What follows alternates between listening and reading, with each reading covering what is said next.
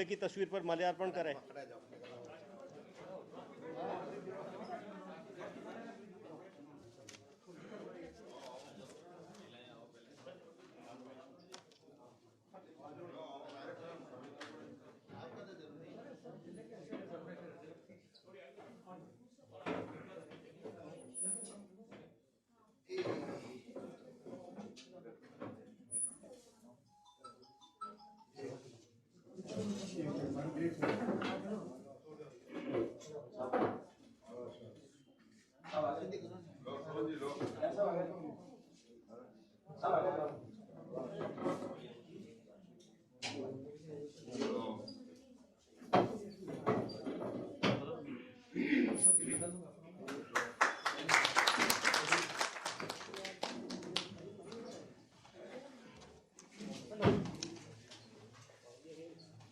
Doctor Bhimrao Ambedkar एवं भारत की प्रथम शिक्षिका सावित्रीबाई फुले जी की तस्वीर पर माल्यार्पण और दीप प्रज्वलन का कार्यक्रम हो गया है। अब मैं राजस्थान मेघवाल परिषद जोधपुर के जिलाध्यक्ष श्रीमान सोनलाल जी लखानी से आग्रह करूंगा कि आप स्वागत भाषण प्रस्तुत करें।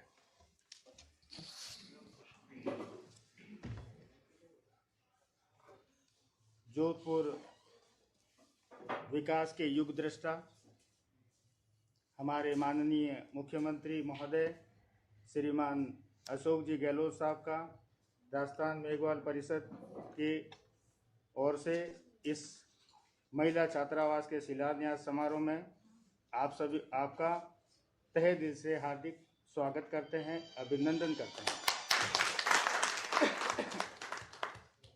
महोदय,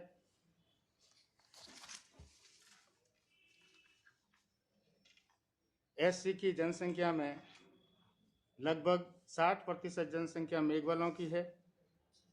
उनमें से लगभग 92% गाँवों में निवास करते हैं।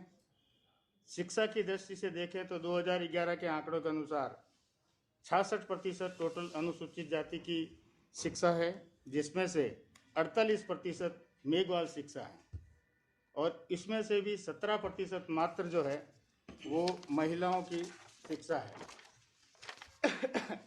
यही ग्रेजुएशन और पोस्ट ग्रेजुएशन की देखें तो 1.19% मात्र है। सरकारी नौकरियों में आज अगर अनुसूचित जाति की जनसंख्या में जहां मेघवाल की जनसंख्या 25% है, उनमें नौकरियों में भागीदारी भी मात्र 2% से कम है।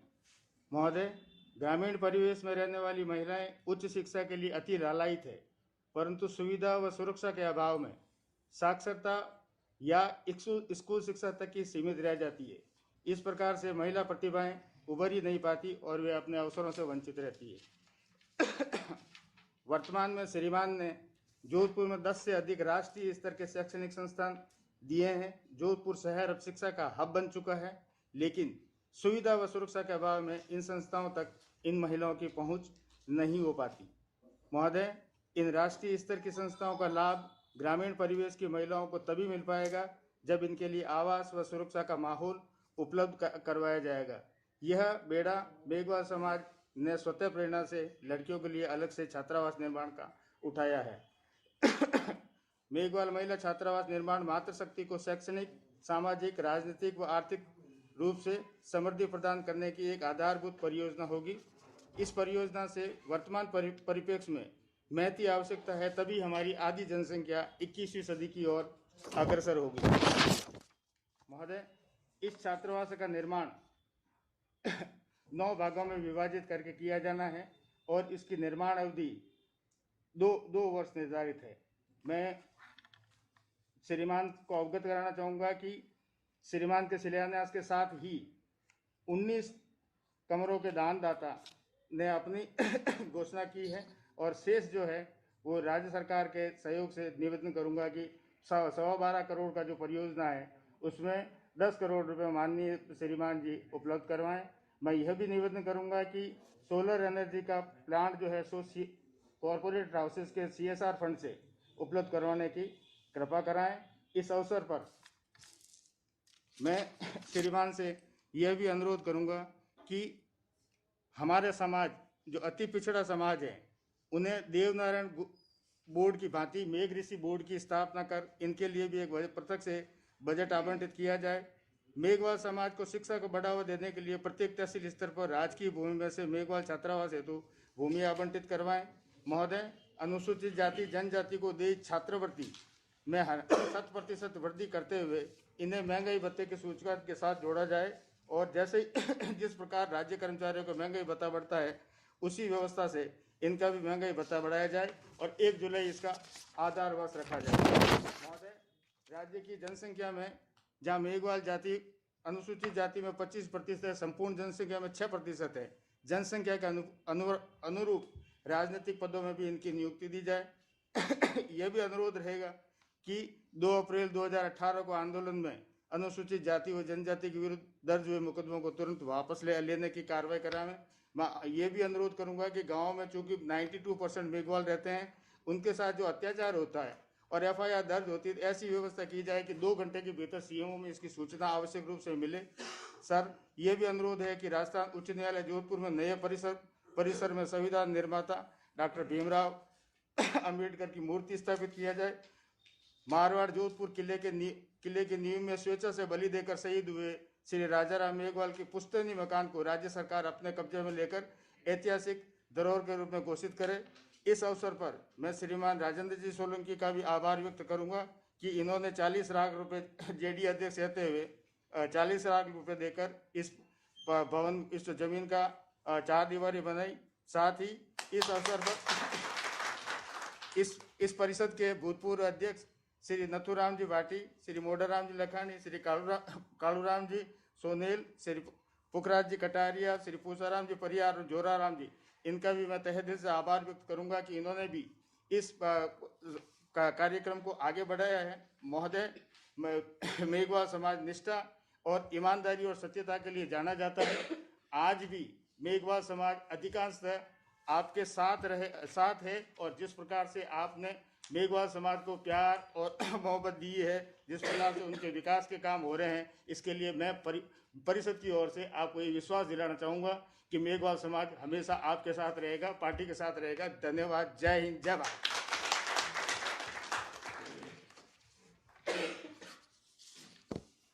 धन्यवाद सोनलाल जी लखानी साहब। पूछो तुम। अब मैं है तो मेघवाल पावर पॉइंट प्रेजेंटेशन प्रस्तुत करने के लिए माननीय मुख्यमंत्री श्री अशोक गहलोत जी के कर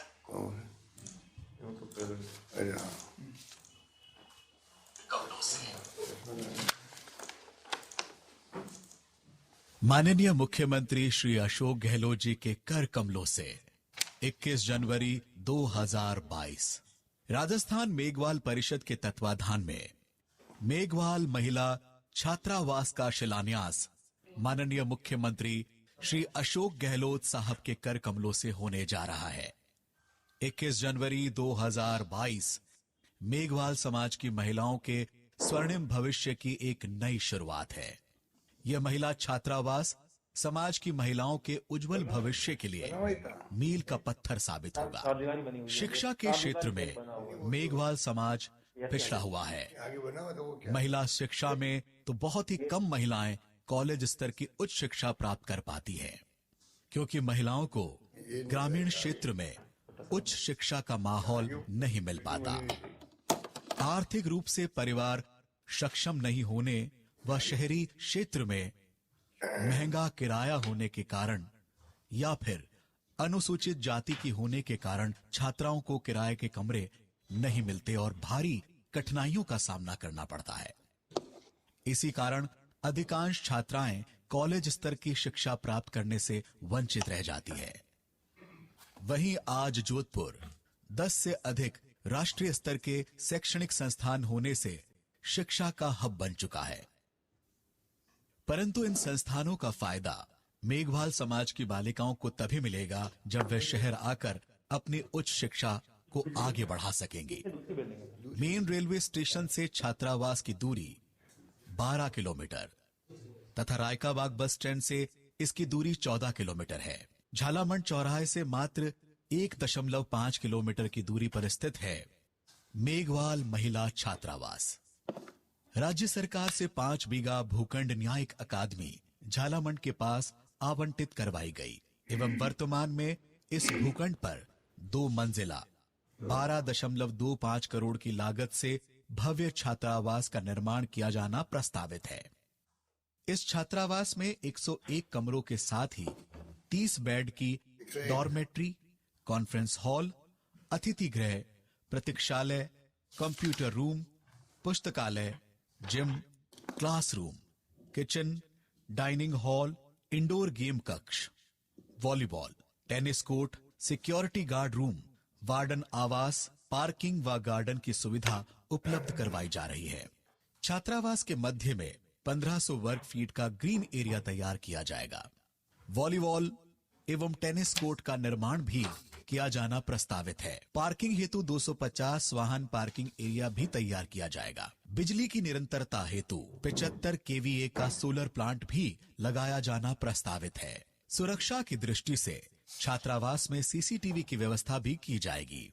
इस छात्रावास के निर्माण के साथ ही उच्च शिक्षा की ललक रखने वाली छात्राओं एवं उनके परिजनों के लिए स्वर्णिम भविष्य की शुरुआत होने जा रही है। इस पूरे निर्माण कार्य हेतु 12.25 करोड़ की अनुमानित लागत राशि है, जिसमें से समाज द्वारा 2.25 करोड़ राशि एकत्र करने का लक्ष्य रखा गया है। माननीय मुख्यमंत्री महोदय से अनुरोध है कि शेष राशि रुपए 10 करोड़ विधायक, सांसद निधि अथवा राज्य सरकार से प्रदान कर अनुग्रहित करावे। राजस्थान मेघवाल परिषद की ओर से आपका बहुत बहुत आभार। धन्यवाद।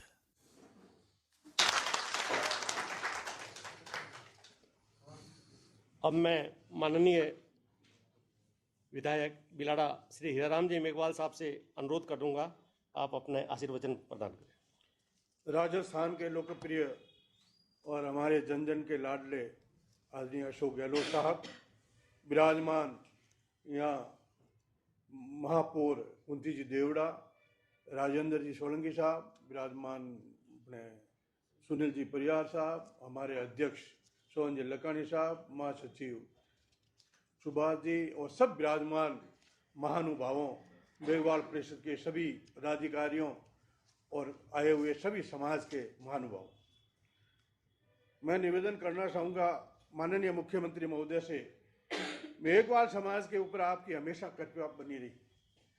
शुरू से जब नरपत राम जी बरबड़ हुआ करते थे तो उनको राजस्व मंत्री बनाने का श्रेय भी आपको जाता है और आपने उनको राजस्व मंत्री बनाया। आज के काल में भी आपने याद रखा और उनकी बेटी गीता को जेल में सदस्य बनाया और उनके बेटे किशोर को आपने पार्षद बनाया। उसके बाद में मुझे आपने जिला अध्यक्ष बनाया और जिला अध्यक्ष बनाने के बाद में आपने मुझे टिकट दिया। उस टिकट में मैं हार गया तो भी आपने दोबारा मुझे टिकट दिया और मुझे आपने प्रयत्न करके लगन के साथ लोगों को निवेदन करके मुझे जिताया और आज भी मुझे आपने जिला अध्यक्ष बनाया। उसके लिए समाज आपका आभार प्रकट करता है। माननीय मुख्यमंत्री महोदय, मैं आपसे निवेदन करना चाहूँगा कि हमारे लोगों में आपके प्रति बहुत ही प्रेम भाव है और लोग चाहते हैं कि हमारे माननीय मुख्यमंत्री महोदय, आपने जब भी चाहा हमारे यहाँ पे इस हॉस्टल के लिए जमीन की फाइल जो है वो वसुंधरा जी के राज में माथुर आयोग में चली गई थी और जब माथुर आयोग में चली गई तो मैं राजेंद्र जी जेडीए के चेयरमैन थे, मैंने राजेंद्र जी को निवेदन किया कि हमारा ये पट्टा बनना चाहिए।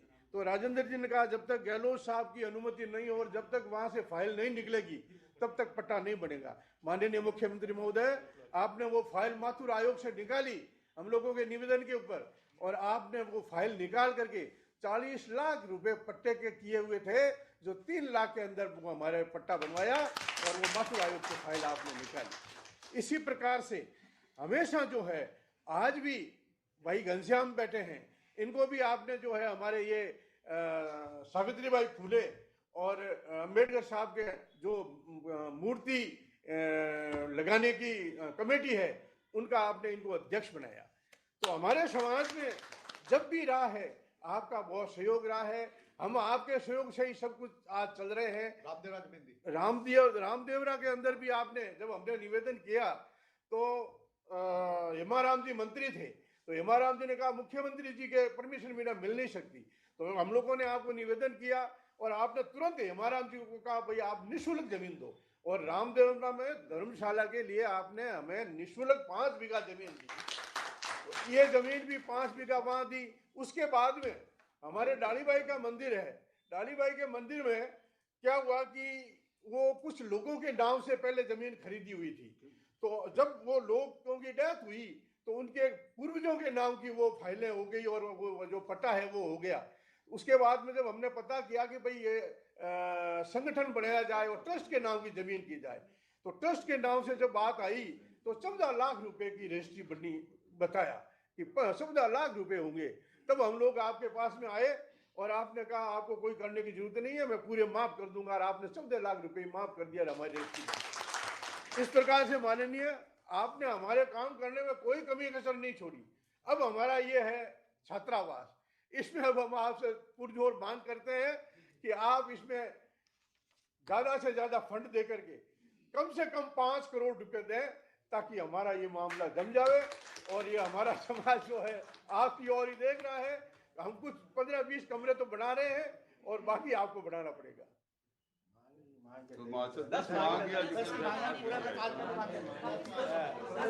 ये 10 करोड़ की आवाज उठ रही है सर, 10 करोड़ कर तो 10 करोड़ हो जाएगा। बजट तो 12 करोड़ था, पर 10 करोड़ तो कर दीजिए सर, ये हमारा कितना रख दीजिए। और हम आपके लिए तो मर मिटने वाले हैं, ये हमारा समाज आपके लिए हर समय तैयार है। अशोक गहलोत जिंदाबाद, अशोक गहलोत जिंदाबाद। धन्यवाद माननीय विधायक बिलाड़ा श्री राम हीराराम जी मेघवाल, आपने बहुत ही ऊर्जावान उद्बोधन दिया। अब मैं इस वर्चुअल मीटिंग में उपस्थित श्रीमान टीकाराम जी जुल्ली, माननीय मंत्री सामाजिक न्याय एवं अधिकारिता विभाग, उनका भी स्वागत करता हूं। और उनका स्वागत है टीकाराम जी जुल्ली साहब का, और उनसे भी आग्रह है कि आप भी सर अभी आ रहे हैं, सर अभी आ रहे हैं, सर अभी आ रहे हैं। अच्छा, और कुछ बुलवा दो। अब मैं चाहूंगा इस छात्रावास में सबसे ज्यादा जिनका निर्माण में योगदान रहा है, राजेंद्र सिंह जी सोलंकी साहब, पूर्व अध्यक्ष जेडीए जोधपुर, उनसे आग्रह रहेगा आप भी 2 आशीर्वचन के 2 शब्द कहें। ये सरकार जाते जाते 38 लाख 40 लाख रुपए दे दिए सर इन्होंने, इसलिए हमारा हता हो गया, नहीं तो लोग कब्जे कर देते, इसलिए ये 40 लाख का मामला जम गया। आज इस मेघवाल महिला छात्रावास के शिलान्यास के अवसर पर हमारे जन जन के नेता आदरणीय अशोक जी गहलोत साहब वर्चुअल शिलान्यास समारोह में हम सभी यहाँ पर आपका भी जब उद्बोधन के पहले हमारे हीराराम जी ने जो डिमांड यहाँ पर रखी है और हमारे मेघवाल समाज के जो भी यहाँ पर पदाधिकारी है, इनकी सबकी भावना यही है कि 10 करोड़ रुपए आपके आशीर्वाद से इनको मिले। महिलाओं का जो शिक्षा के प्रति जो हमेशा जो आपका रहा है, उसमें जोधपुर आज शिक्षा का जो हब बना है, या जोधपुर में क्या था, पर आज जोधपुर के अंदर कोई भी ऐसा क्षेत्र नहीं रहा है जिसमें शिक्षा की जो भी संस्थाएं देश के राष्ट्रीय स्तर की हो या अंतर्राष्ट्रीय स्तर की हो। जोधपुर से मुझे याद है कि आईआईटी आप जोधपुर लेके आए थे और बीजेपी सरकार में वो आईआईटी कोटा चली गई थी। आज अखबारों में भी ये न्यूज़ छपी हुई है, तो वापस आपने कोटा को ट्रिपल आईटी दी, पर आईआईटी जोधपुर आप लेके आए। तो वो जो भावना जो रही है कि जोधपुर के बच्चे और बच्चियाँ शिक्षा से वंचित नहीं रहे और शिक्षा के लिए उनको बाहर नहीं जाना पड़े, जो योग्यता उनके अंदर होते हुए भी जो बच्चे और बच्चियाँ हैं उनके परिवार के लोग बाहर नहीं भेज सके, इसलिए आप लोगों ने जो भी उस समय जो आपकी दृष्टि थी उसका ही परिणाम है कि आज जोधपुर शिक्षा का हब बना है। तो आज ये छात्रावास का जो शिलान्यास यहाँ होने जा रहा है, ये इस बात का प्रतीक है कि ये समाज अपने बच्चियों को आगे बढ़ाने में अपनी महत्वपूर्ण भूमिका निभा रहा है और सरकार की तरफ से जो सहयोग आपके द्वारा जो होगा वो इसमें मील का पत्थर साबित होगा। इन्हीं भावनाओं के साथ बहुत बहुत धन्यवाद। जय हिंद। धन्यवाद राजेंद्र जी सोलंकी साहब। अब मैं सुनील जी परियार साहब से आग्रह करूंगा कि आप भी आशीर्वचन के 2 शब्द कहें। स्वतंत्र निदेशक रिको। वर्चुअल मीटिंग में हमारे जन जन के प्रिय आदरणीय सम्मानीय माननीय अशोक गहलोत साहब, हीरालाल जी मेघवाल साहब, राजेंद्र सोलंकी जी, सोहन जी और तमाम उपस्थित मेघवाल समाज के प्रतिष्ठित जन, वास्तव में आज माँ सावित्रीबाई फुले को समर्पित ये छात्रावास आपकी जो मन की भावना है उसके अनुकूल मेघवाल समाज ने जो स्टेप उठाया है, वास्तव में इनकी बुरी बुरी प्रशंसा करता हूं। और निश्चित रूप से ग्रामीण क्षेत्र से हमारी जो बालिकाएं, जो हमारी शक्ति है, वो शिक्षा के उच्च शिक्षा के क्षेत्र में पहुंचते हुए इस छात्रावास के माध्यम से एक नए आयाम स्थापित करेगी। हम सबकी भावना है कि आपने हमेशा छात्राओं को पढ़ाने और उसके विकास हेतु भरपूर सहयोग दिया और इन लोगों की जो भावना है उस भावना के अनुकूल आप इनको सहयोग प्रदान करते हुए आपका आशीर्वाद और मार्गदर्शन देते रहेंगे।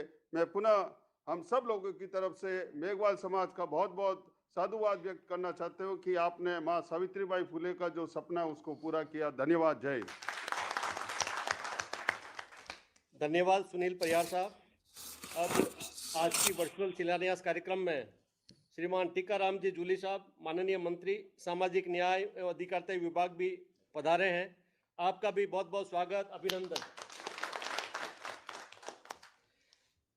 श्रीमान टीकाराम जूली साहब से भी निवेदन है कि इस महिला शिक्षा को बढ़ावा देने के लिए जो छात्रावास, महिला छात्रावास का शिलान्यास का प्रोग्राम हो रहा है, आप भी आशीर्वचन के लिए 2 शब्द कहें। आज के इस ऐतिहासिक कार्यक्रम के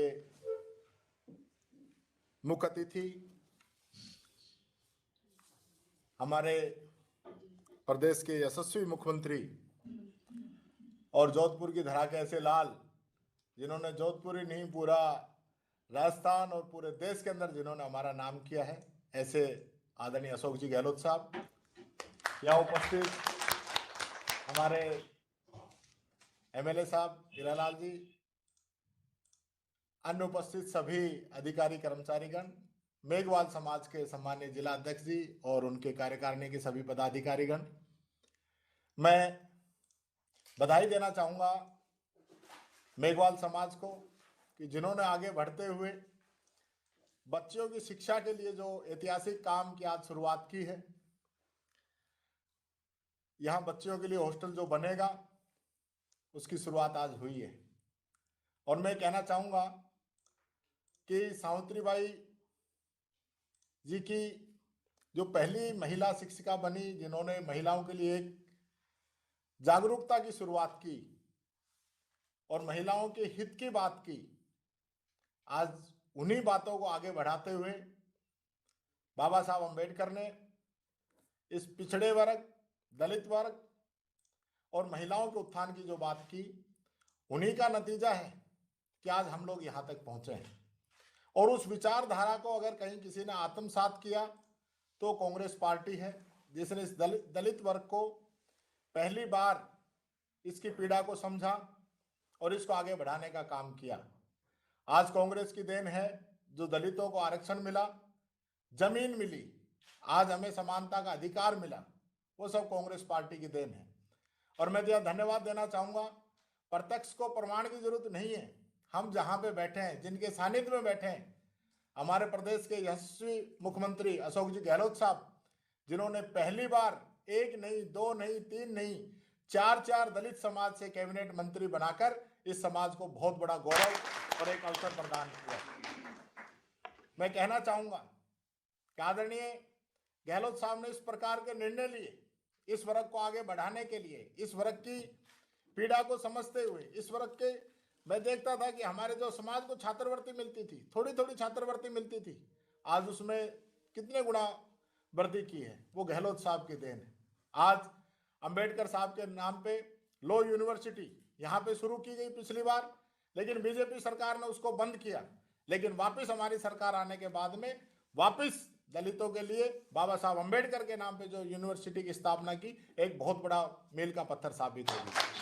मैं इस अवसर पर यही कहना चाहूंगा, बात तो हमारे मुख्य अतिथि जी रखेंगे, लेकिन मैं एक ही विश्वास दिलाना चाहूंगा, मैं भी मेघवाल समाज से आता हूं और हमने भी बहुत तिनका जोड़ के हमारे अलवर के अंदर भी बच्चों का हॉस्टल हमें पता है किस प्रकार से तैयार किया। और मैं आदरणीय गहलोत साहब, मैं बताना चाहूंगा, मेरे पिताजी भी मेघवाल समाज के जिला अध्यक्ष रहे हैं अलवर के अंदर, और हमने भी एक इस प्रकार की शुरुआत की। हमने बच्चों का हॉस्टल बनाया, बच्चियों का हॉस्टल भी हम बना रहे हैं, और एक हम चाहेंगे कि उसका शिलान्यास भी हम आपसे कराएंगे आने वाले समय में। अलवर के अंदर भी एक बहुत बड़ी जागरूकता इस समाज के अंदर आई है, और मैं ये पूरा ये कह सकता हूँ कि आपके आशीर्वाद से, आपके सानिध्य में, और आप जिस प्रकार से हम लोगों को आगे बढ़ाने का काम करते हैं, आप लोगों के मन में जिस प्रकार से एक पीड़ा रहती है कि कौन ऐसा समाज का वंचित वर्ग है जिसको आज जरूरत है, उसके साथ आप कंधे से कंधा लगा के खड़े रहते हैं। मैं कहना चाहूँगा, ये समाज कल्याण विभाग जो मंत्रालय मुझे आपने दिया, मैं समझता हूँ इतनी आपने इसके अंदर जो लोगों की मदद करने का इसके अंदर मेरे पास पूरा जो मौका दिया है, और मैं कहता हूँ इस समाज को बहुत जरूरत है आज भी आगे बढ़ाने की। तो अब मैं निश्चित तौर पर आपको विश्वास दिलाता हूँ इस डिपार्टमेंट के अंदर पूरी मदद वंचित वर्ग की होगी, क्योंकि इसमें एक दलित समाज ही नहीं और समाज भी है जो वंचित है, जिसको जरूरत है, उसकी मदद करने के लिए आपकी उम्मीदों पर मैं खड़ा उतरूंगा, और ये पूरा समाज भी आपके साथ कंधे से कंधा मिलाकर खड़ा रहेगा। हम सब लोग आपके एक परिवार की तरह काम कर रहे हैं और आपको आगे बढ़ाने का काम हम करेंगे। बहुत बहुत धन्यवाद। जय हिंद, जय भारत, जय भीम।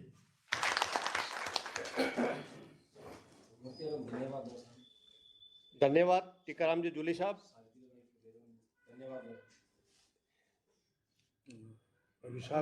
माननीय मुख्यमंत्री महोदय और टीकाराम जी जूली साहब ने राजस्थान के सभी अंबेडकर छात्रावासों में डॉक्टर अंबेडकर और सावित्रीबाई फुले की मूर्ति स्थापित करने का घनश्याम जी मेघवाल को जो जिम्मा दिया है, उसके लिए हम सभी पूरा मेघवाल समाज आपका हार्दिक आभारी है। अब मैं माननीय मुख्यमंत्री अशोक जी गहलोत साहब से आग्रह करूंगा कि आप छात्रावास की शिलालेख पट्टी का अनावरण करावें।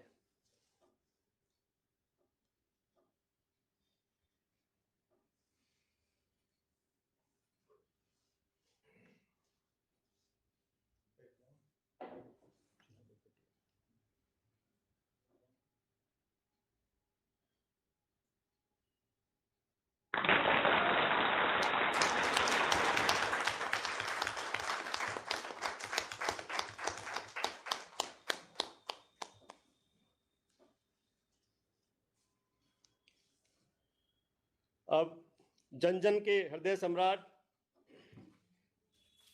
विकास पुरुष माननीय अशोक जी गहलोत साहब इस कार्यक्रम का उद्बोधन देके आशीर्वाद प्रदान करेंगे।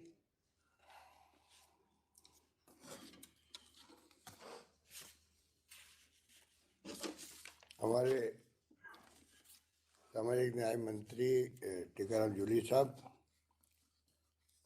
हमारे लोकप्रिय विधायक बिलाड़ा के हीराराम जी मेघवाल साहब, जैसलमेर के विधायक रूपाराम जी धनदे, विधायक चौटन पद्माराम जी मेघवाल, जोधपुर की मेयर श्रीमती कुंती परियार जी, राजेंद्र सोलंकी जी, सुनील परियार जी, जसवंत कछावा जी, जिला अध्यक्ष नरेश जोशी जी, मोड़ाराम जी लिखड़िया, कालूराम जी सोनल, सोनलाल जी लखानी, गोपाराम जी मेघवाल, के.आर. मेघवाल साहब, घनश्याम जी मेघवाल, श्रीमती गीता बरवर जी, श्रीमती गीता मेघवाल, संपत लाल जी मेघवाल और श्रीमती अरुणा बारूपाल जी। मुझे बहुत खुशी है कि आज हम सबके लिए गर्व की बात है, मेघवाल महिला छात्रावास जालामंड का आखिर में शिलान्यास हो ही गया है। 2006 के अंदर अगर ये जमीन अलॉटमेंट की उस वक्त में हमारी, उसके बाद में ये अभी जो हीराराम जी मेघवाल साहब बता रहे थे किस प्रकार से इसको लंबा सफर तय करना पड़ा। सरकार बदल गई, माथुर कमीशन में चली गई फाइलें, उसके बाद में वापस उसको वहाँ से विड्रॉ किया गया, फिर इसका जो कीमत थी वो जितनी आपकी मांग थी उसके अनुरूप की गई, और आखिर में ये कब्जा भी 2012 में मिला जब हमारी गवर्नमेंट आई थी। पर अभी उसके बावजूद भी काफी लंबा अरसा हो गया। 12 में जमीन का कब्जा मिल जाए, और मेघवाल समाज बहुत ही जागरूक समाज है राजस्थान के अंदर। समाज हमेशा से ही कांग्रेस के प्रति समर्पित रहे तो सब जानते हैं, परंतु जिस रूप में हमेशा ये समाज के कामों आगे आता है, तब भी बहुत वक्त लग गया, ज़्यादा वक्त लग गया, और अब जाकर के ये पट्टा जारी हो गया आपको 18 के अंदर भी, नक्शा पास कर दिया जो लिखा हुआ मेरे पास नोट में। तो मुझे खुशी है कि ये छात्रावास जो है 9 खंडों का एक विशाल छात्रावास बनने जा रहा है, जिसमें बताया गया 101 कमरे होंगे, उसके अंदर भी डॉर्मेंट्री होगी, और बाकी तो जो मेरे पूर्व वक्ता ने बता दिया कि क्या क्या इसमें सुविधाएं होगी। मैं समझता हूँ कि बहुत शानदार ये हॉस्टल बनेगा, इसमें कोई दो राय नहीं, जिसकी आवश्यकता भी है। सरकार की मंशा भी है कि हम लोग शिक्षा में, स्वास्थ्य में पूरी तरह से राजस्थान को आगे ले आए देश के अंदर। इसलिए आप देख रहे हो कि हम लोगों ने एक तरफ शिक्षा के लिए गांव तक में अंग्रेजी स्कूल खोलना प्रारंभ कर दिया, अंग्रेजी स्कूल, और इतनी पॉपुलर हो रही है कि उसके लिए लॉटरी खोलनी पड़ रही बच्चों के एडमिशन के लिए। आप कल्पना कीजिए कि समय बदल गया है, स्कूल अंग्रेजी, क्योंकि प्राइवेट स्कूलें इतना पैसा लेती है, 50,000 1 लाख रुपए, तो गरीब बच्चे नहीं दे सकते, गरीब परिवार नहीं दे सकते। तो हम लोगों ने करीब 1200 स्कूल खोलने का निर्णय किया है, और बढ़ा भी सकते हैं। तो लॉटरी से अगर बच्चों के एडमिशन हो रहे हैं, तो आप सोच सकते हो कि किस रूप में ये पॉपुलर हो रही है। और बात फैक्ट भी है, ये बात मैं सब जगह कहता हूँ, आपको ही कहना चाहूँगा कि बचपन से हम लोग खिलाफ थे अंग्रेजी के, मैं खुद खिलाफ था जब हम पढ़ते थे, क्योंकि दक्षिण के अंदर जो राज्य हैं, तमिलनाडु वगैरह, वो हिंदी के खिलाफ थे, आंदोलन होते थे वहाँ पर, कोई बोर्ड लग गया हिंदी का तो जला देते थे। इधर उत्तर भारत के अंदर अंग्रेजी का बोर्ड होता है, उसको जला देते थे भाई कि नहीं, हम तो हिंदी के लोग हैं, अंग्रेजी क्या काम के। और बचपन में आप अगर अंग्रेजी नहीं सीखो, तो बाद में आप भले अंग्रेजी पढ़ सकते हो या थोड़ी बहुत समझ सकते हो, पर ढंग से बोल नहीं सकते हो, एक्सप्रेशन नहीं कर सकते हो। तो मैं अपने बारे में कह सकता हूँ कि हम लोग अंग्रेजी में एक्सप्रेशन करने लायक नहीं बने बचपन से, काम चलो काम चला लेते हैं।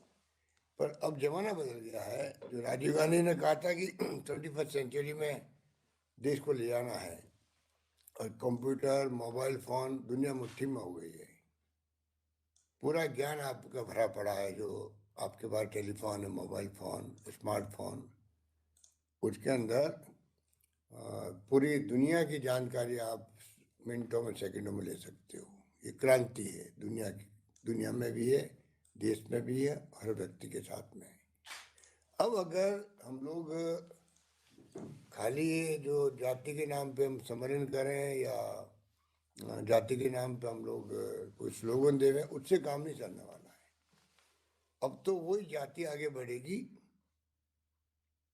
वही वर्ग आगे बढ़ेगा, वही परिवार आगे बढ़ेगा जो शिक्षा में अपने आप को आगे रखेगा। और अंग्रेजी का मैंने जब कहा, जिक्र किया आपको, तो आज अंग्रेजी अगर आप बच्चों को भेजते हैं पहली क्लास से ही, तो पहली क्लास का बच्चा और पहली से प्री प्राइमरी का बच्चा भी अगर पढ़ता है स्कूल में जाकर के अंग्रेजी बोलता है, तो मैंने अनुभव किया कि बच्चों के साथ में छोटे बच्चे भी घर आकर के इंग्लिश बोलने लग जाते हैं। और उनकी अभी से जब प्रैक्टिस हो जाएगी बोलने की, तो फराटेदार इंग्लिश बोलेंगे वो बड़े होकर के, छात्र जीवन के अंदर भी कॉन्फिडेंस बढ़ जाएगा उनका, और वो कंपटीशन करने के अंदर पीछे नहीं रहेंगे। और इसलिए आज पैकेज मिलते हैं बच्चों को जो IT के कोर्स किए होते हैं, 1 लाख या 50 लाख, 1 करोड़ 2 करोड़, कोई कल्पना कर सकता है? तनख्वाह इतनी हो गई है देश दुनिया के अंदर।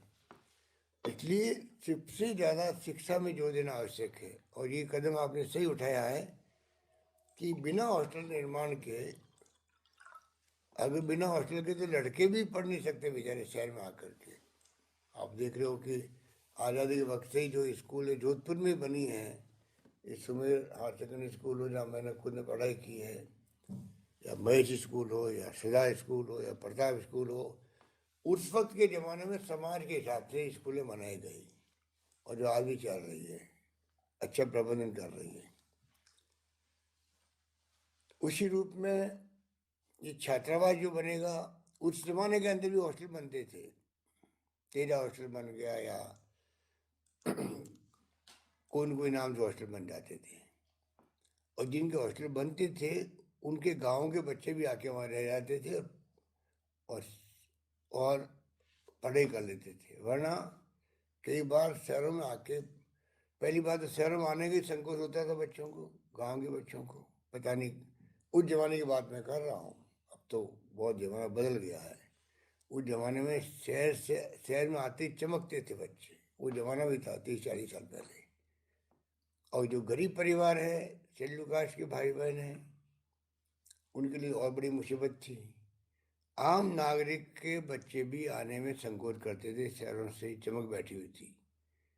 उस वक्त हॉस्टल मिल रहा है बच्चों को रहने के लिए, तो बहुत बड़ा एक उनको लगता है कि होमली फील करते हैं कि भाई हाँ मैं घर की तरह रह रहा हूँ और बच्चे मेरे साथ रह रहे हैं, और माँ बाप आगे कभी कभी संभाल लेते हैं। वो बात भी आपने देखी होगी कि किस रूप में उसकी शुरुआत हुई थी। अब तो ज़माना बदल गया, अब तो हॉस्टल बन रहे हैं और करीब 775 छात्रावास चल रहे हैं आज राजस्थान के अंदर, और 36,000 से ज़्यादा बच्चों को सुविधा मिल रही है। हॉस्टल राजकीय भी है 600-700, और करीब 80 हॉस्टल्स आपके अनुदान वाले भी है, सरकार अनुदान देती है। बालिकाओं के भी 153 छात्रावास हैं, करीब 8-9 हज़ार बच्चे पढ़ रहे हैं उसके अंदर। उसमें अलग अलग जातियों के बच्चे भी हैं। तो जो ये आपने कहा जोधपुर के अंदर हब बन गया है, IIT आ गए, एम्स आ गया। एम्स आने का मतलब मेडिकल कॉलेज भी साथ में वहाँ पर है। आयुर्वेद यूनिवर्सिटी हो चाहे लॉ यूनिवर्सिटी हो, IIT के साथ में कृषि विश्वविद्यालय की बात की गई, शिक्षण संस्थाएं चाहे फिजियोथेरेपी की बात की गई हो, चाहे वो एनिमल हस्बेंड्री का कॉलेज हमने खोला भी नया। तो एक प्रकार से जोधपुर में सारी सुविधाएं, अभी राजेंद्र सोलंकी जी कह रहे थे, सारी सुविधाएं वो है जो हिंदुस्तान में एक जगह। निफ्ट भी है, FDDI भी है, लंबी चौड़ी कहानी है जोधपुर की। इतनी संस्थाएं खुल गई है, फिर ब्रॉडगेज हम जुड़ गए, पानी आ गया इंदिरा गांधी कैनाल का, तो ज़मीनों के भाव बढ़ गए। जिस शहर में, जिस गांव में पानी नहीं हो वहाँ पे पिछड़ापन बना रहता है। जो पानी मिल रहा है आपको, ब्रॉडगेज आ गई, हवाई सेवा से जुड़ गया जोधपुर। जब मैं पहली बार MP बना तब जुड़ा था। तो उसके बाद में आप सोच सकते हो कि विकास की संभावनाएं बढ़ जाती है। और इसीलिए आज जोधपुर, जो आज आधुनिक जोधपुर दिख रहा है, उसके कारण ही अभी भी कई प्रोजेक्ट वहाँ चल रहे हैं, बड़े बड़े प्रोजेक्ट, चाहे वो बस स्टैंड का हो, चाहे पावटा हॉस्पिटल के एक्सपेंशन का हो, और चाहे वो बहुत बड़ा ऑडिटोरियम बना रहे हैं हम लोग, जयनारायण व्यास ऑडिटोरियम छोटा बनने लग गया। तो एक के बाद एक जो है लंबी फहरिस्त है। तो ये सब काम जो है आज भी जोधपुर में चल रहे हैं। इस रूप में आने वाले वक्त में विकास में कोई कमी नहीं आने देंगे।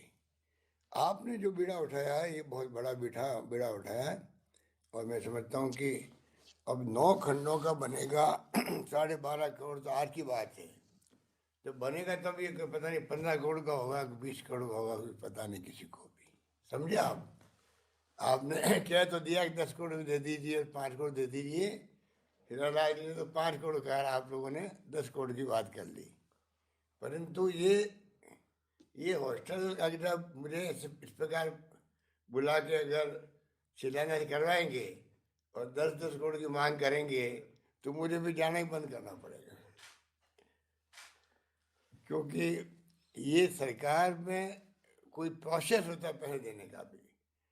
अब सीएम रिलीफ फंड से दो तो आप कुछ अंश दे सकते हो, परंतु ऐसा नहीं कि आप हॉस्टल की पूरी कीमत ही दो, फिर तो गवर्नमेंट खुद ही हॉस्टल बना देगी। समाज का क्या कॉन्ट्रीब्यूशन होगा? तो ये समाज आगे आए।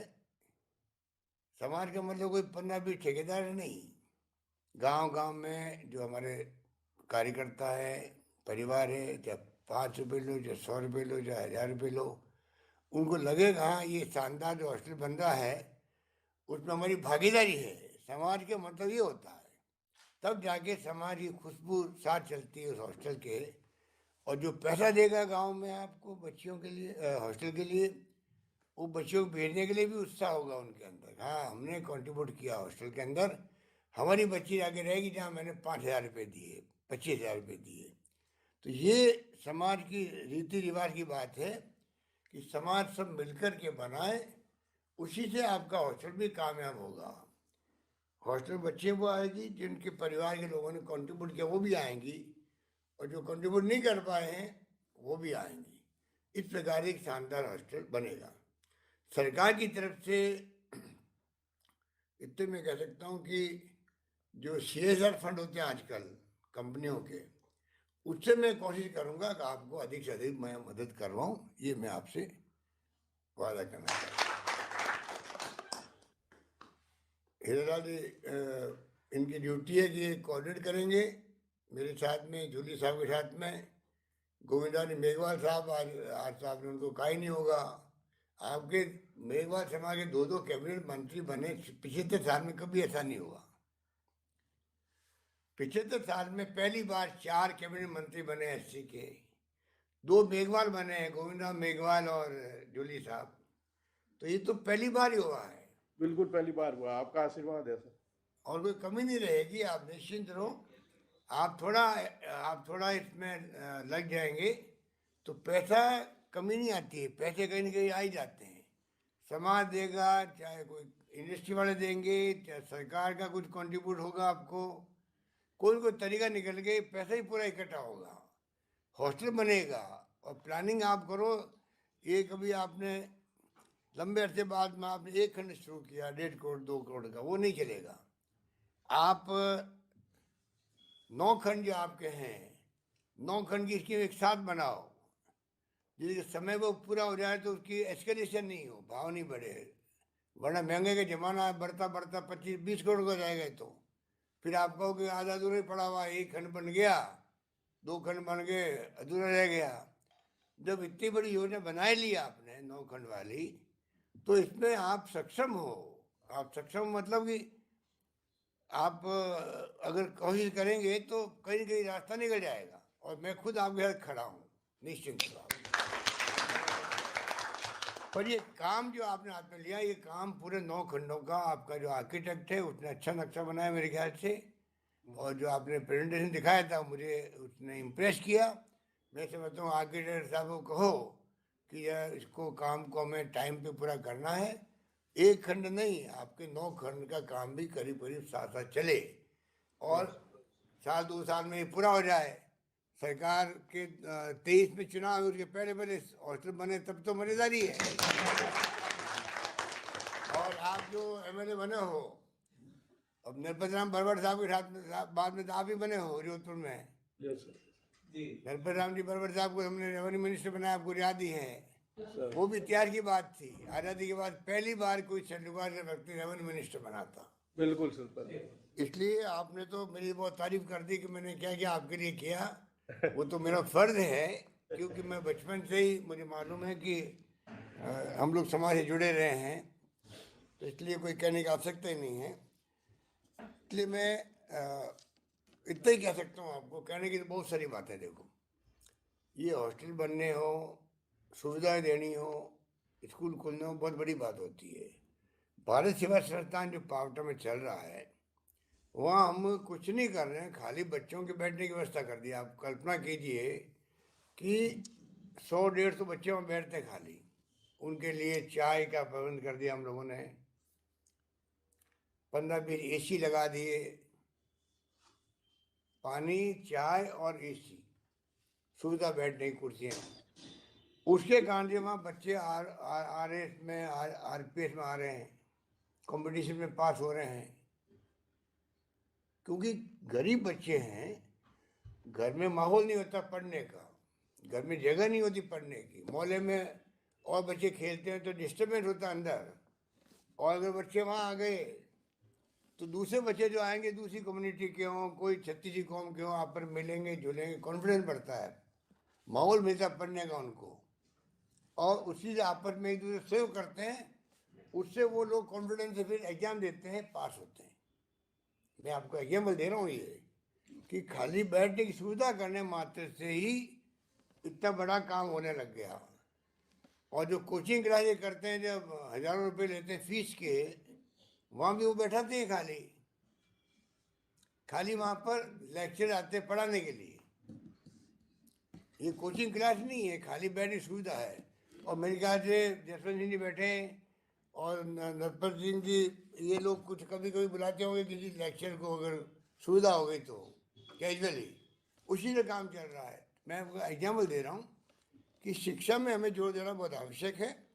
और डॉक्टर अम्बेडकर ने तो हमें सिखाया क्या उस जमाने के अंदर, आज़ादी के पहले जिस व्यक्ति ने जो भुगता अपने परिवार के अंदर, जो भुगता समाज के अंदर, कोई कल्पना कर सकता है उस वक्त। और आज भी क्या स्थिति है गाँव के अंदर, आज भी क्या स्थिति हम देखते हैं कि आज छुआछूत को मैं बार बार कहता हूँ कि मानवता पर कलंक है कि एक मनुष्य दूसरे मनुष्य छुआछूत रखे, ये मानवता पे कलंक नहीं तो क्या है। आप सोच सकते हो कि ये कलंक तभी हटेगा तब हम शिक्षित होंगे।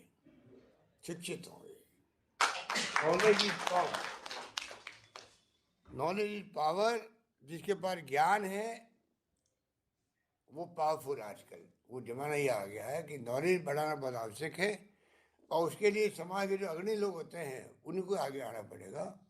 वो आगे आएंगे तभी जाकर के ये इसको आप कर पाओगे और समाज को आगे बढ़ा पाओगे। और क्योंकि IT का ज़माना है, इसलिए और तेज गति से समाज आगे बढ़ सकता है। पूरा आजकल तो DBT और स्कॉलरशिप बढ़ती जा रही है, और हमने युवाओं के लिए स्कीमें भी कई लाए हैं हम लोग। अभी तो टाइम नहीं कि मैं आपको बताऊं, पर आपको मालूम होगा और मालूम कर लीजिए, आप तो MLA भी हैं, कि किस प्रकार से अपन चाहते हैं कि उद्यमी प्रोत्साहन विशेष पैकेज दिया डॉक्टर अम्बेडकर के नाम से SC/ST को, इन्वेस्टमेंट लिमिट 50% बढ़ा दी, उसके अंदर SC/ST उद्यमियों के लिए विशेष इंक्यूबेशन सेंटर चलाने का कर रहे हैं हम लोग, जिससे कि वो इसकी डेवलपमेंट भी कर सके। वहाँ पर 5% ब्याज अनुदान, अधिकतम 25 लाख रुपए प्रति वर्ष 5 वर्ष तक, 15% कैपिटल सब्सिडी, अधिकतम 2 करोड़ रुपए दी जाएगी। मतलब स्कीमें कई तरह की है। अब इसमें किस प्रकार हम उसकी ज्ञान प्राप्त करके उसका फ़ायदा दिलवाएं, उस गरीब तक, गांव तक पहुंचती नहीं है। हमने कई स्कीम बनाते हैं तो गांव तक पहुंचना बड़ा मुश्किल होता है। अभी चिरंजीवी योजना है, 5 लाख तक का बीमा कर दिया, हिंदुस्तान में कहीं नहीं है। हर परिवार का, अमीर है ना गरीब है। अभी तो चल रहा, ठीक चल रहा है चिरंजीवी योजना। एक भी परिवार छूटे नहीं।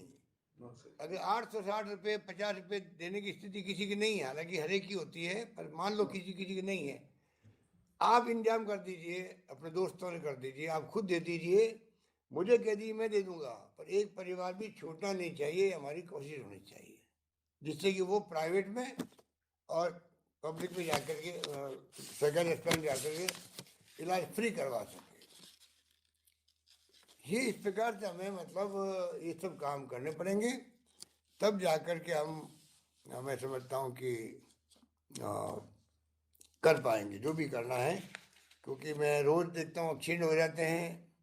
कल भी कोई मंदिर वाला बेड़ा पे कोई एक्सीडेंट हो गया था, वही एयरफोर्स की गाड़ी से, बच्चा वो भर्ती है अभी तक भी, उसका भी इलाज चीनी योजना में हो रहा है, वरना कहाँ बेचारे लाख 2 लाख रुपये खर्च करते फिरे वो लोग। तो कहने का मतलब ऐसे किस्से कहानी सैकड़ों आने लग गए कि आज 6 लाख लोगों ने ज़्यादा फ़ायदा उठा लिया उन लोगों ने, ये चीनी योजना से 6,75,000 लोगों ने फ़ायदा उठा लिया।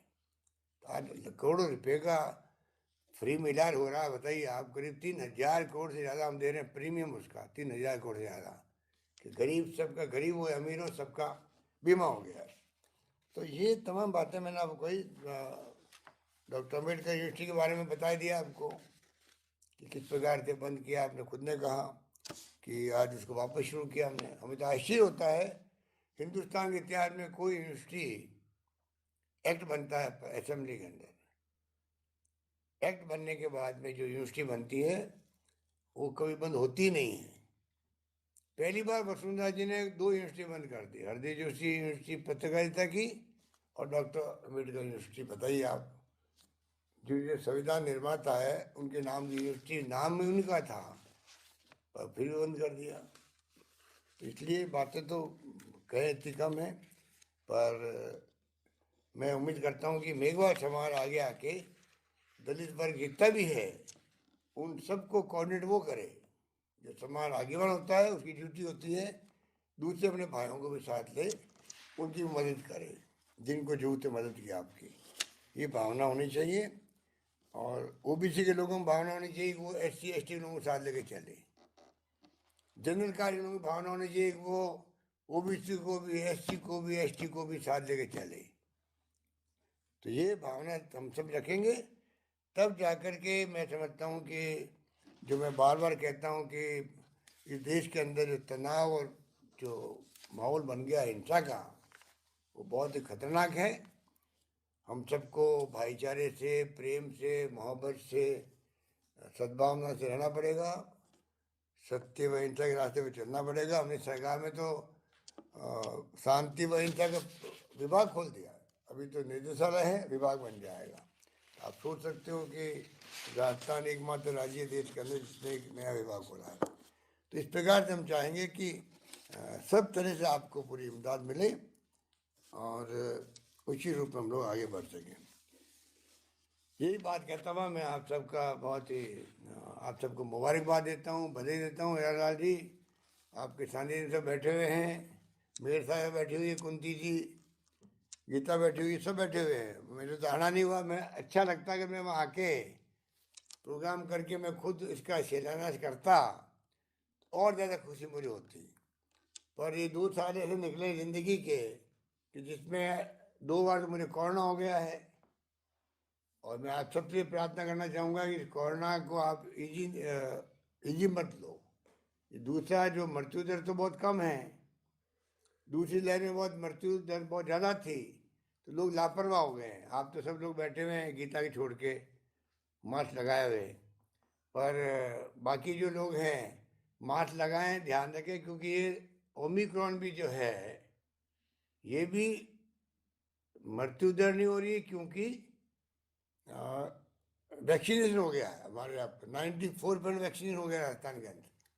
परंतु ये भी पता नहीं, जैसे मुझे हार्ट का हुआ था तो डेल्टा होने के बाद में हार्ट की प्रॉब्लम हो गई।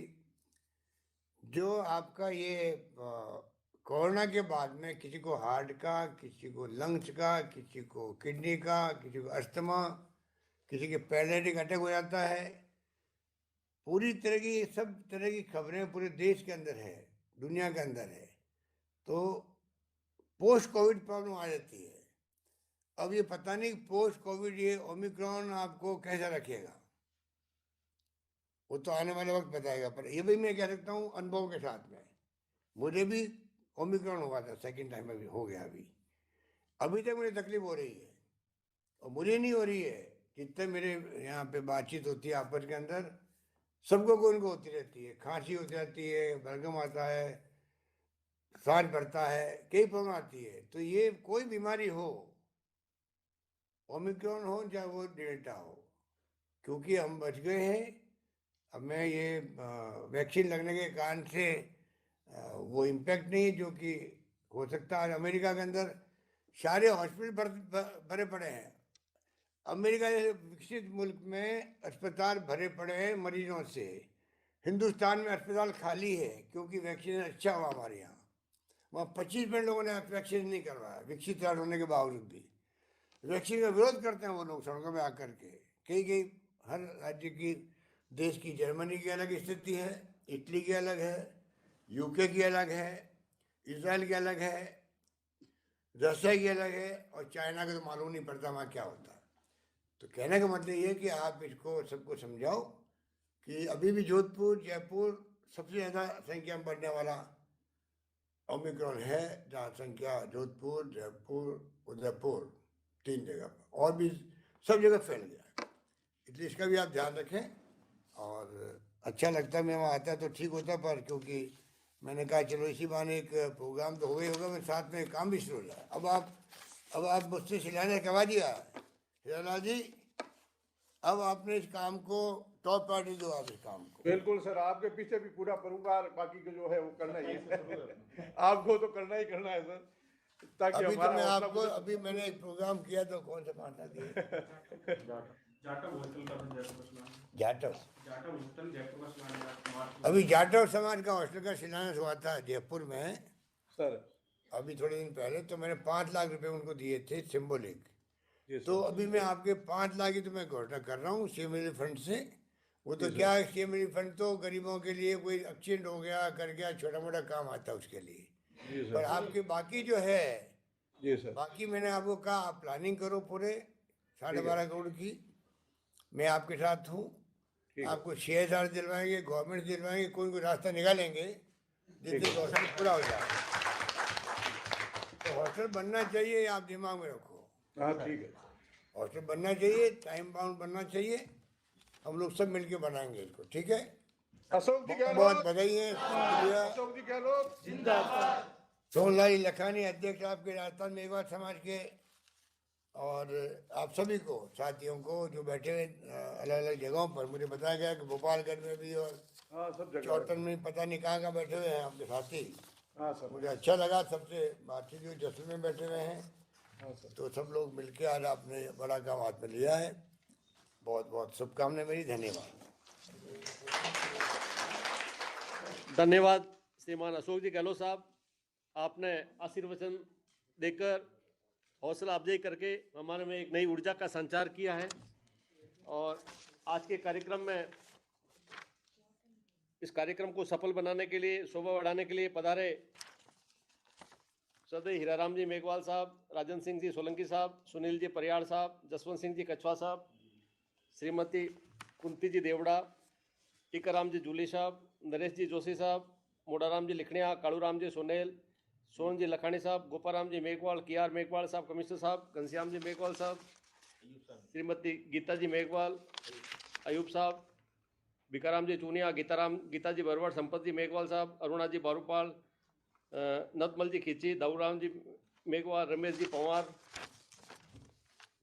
दाराराम जी परियार, जेठाराम जी लोहिया साहब, अचलाराम जी लुक्कड़, माधाराम जी मखोड़ा, रूपाराम जी, भरत कुमार जी भाटी, सभी का बहुत बहुत आभार। और विशेषकर इस कार्यक्रम को सफल बनाने के लिए जिला प्रशासन से राजन जी डागा साहब और उनकी टीम, अनिल जी व्यास समाज कल्याण विभाग से, महेंद्र जी चौधरी DYT से और NIA से, जिन्होंने ये वर्चुअल कार्यक्रम की सुविधा उपलब्ध कराई, सभी का बहुत बहुत आभार, धन्यवाद। SC/ST सब प्लान के लिए आभार व्यक्त कर दीजिए, क्योंकि गवर्नमेंट के द्वारा अशोक गहलोत जी ने SC/ST सब प्लान लाया, तो बजट में ये